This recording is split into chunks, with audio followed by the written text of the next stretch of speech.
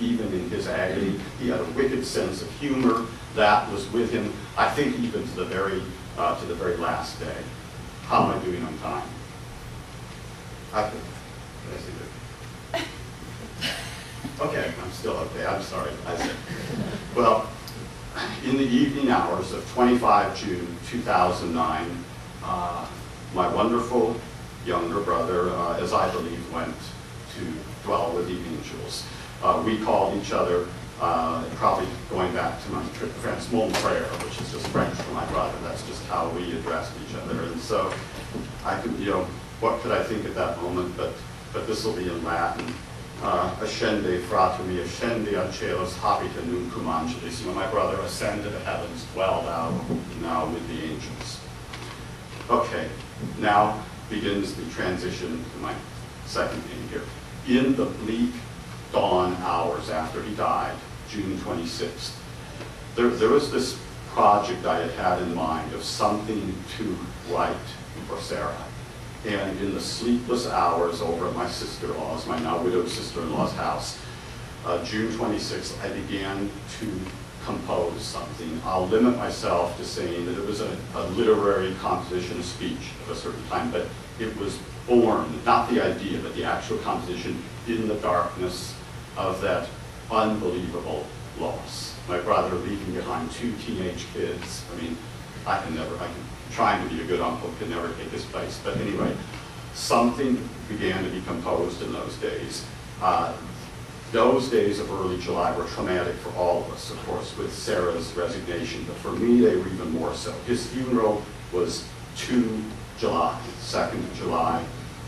It was the old Latin Mass with Gregorian chant, and I'm going to try to do this, and I'll probably raise him up from the grave myself trying to sing, but a little bit of it.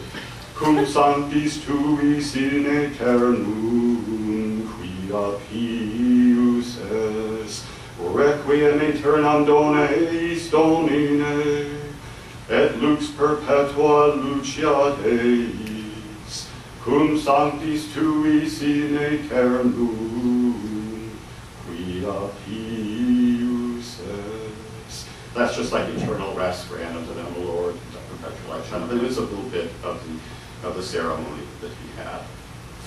So that was July 2nd. July 3rd was Sarah's Independence Day. And my first thought on that day, coming after his death and the funeral, was I trust her. And that turned out to be the right sentence. She knew what she was doing. I love her and I trust her. Then, of course, came our own Independence Day, July 4th. I was at a parade, in fact, in Alameda, which is near Oakland and Berkeley, and a Democratic Party float went by, and I yelled out to them, "Sarah Palin 2012." I've never been one to shut up. Okay, now a little bit, sometime after that, I mailed what I had composed for Sarah to Wasilla. Now she has responded to some things that I have sent her, but not to others. I never got an answer to this. I mean, who knows why? Sometimes I think it's just happenstance. If she happens to be at home when you send her something. If not, maybe some aide or some person who gets buried. So I had the idea after I didn't get a response for a few weeks, well, maybe I want to wait a long time, but maybe I'll send it again a year later and see what happens. Okay, so that year of 2009 proceeded.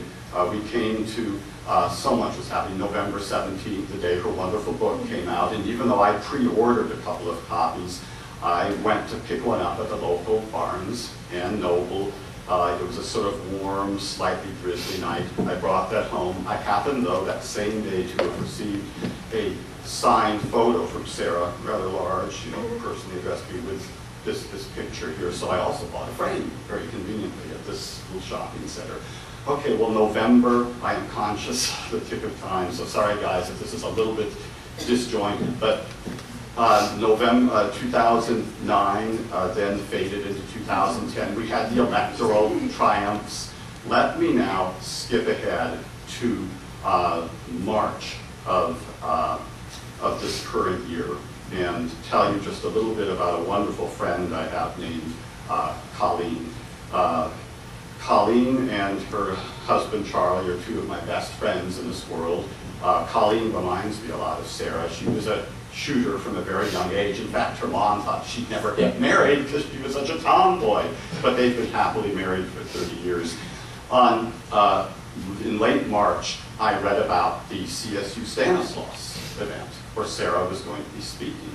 And I began to think of Colleen because she lives near Stanislaus. So, of all things, on Good Friday, April 2nd, about 8:30 in the evening, I called Colleen and said, well, would you like to go to the Sarah event? Are you aware of this? And she said, oh, yes, yes, yes, yes, I've been thinking about this all day. And, you know, Charlie saw Sarah some months ago. He said, I think he came to regret this, he wasn't interested in going, you'll have to find someone. So, the idea was born that day. Now, this was a very difficult ticket, you'll understand, but Colleen is an alumna of the CSU system, and they are very well off, and let's just say she was very generous to the university, and we were able to get tickets. In the memory of those days, the way as April, we rolled past into late April, I remember the IM that Colleen sent me one morning, we have tickets, about 15 exclamation points, we have tickets and valet parking. And we just started to count the time. Now, Colleen knew very early on that in addition to just honoring Sarah and meeting her, I had this mission that I wanted to place something now personally into her hands. And it's this little thing, speech, whatever, literary composition that I had written for. I wanted, if possible, personally to place it into her hands. And Colleen was well aware of this. Okay, well now, let me forward, I think, to the actual, so I'm skipping so many things here, but to the actual day of June 25th, 2010. I had not worn a tuxedo since my sister's wedding 9 years before, so you're struggling those French cuffy things, you know, and trying to get the cufflinks in and those studs, and getting the silk just right, and the tie, and in lieu of a boutonniere, I wore a button, just like this one. Oh, yeah. And Charlie graciously agreed to serve as our chauffeur so that we would be able to imbibe a little bit more than the minimum at the celebration.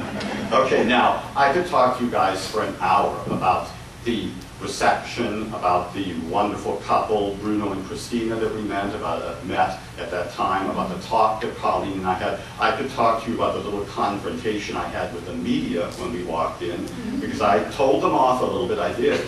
And I shook a finger, not the middle finger, but I was more classic. And I said a few things to them, and they said nothing. But I want to just move forward so that I not, you know, you guys are probably already falling asleep anyway, and cut to the chase here.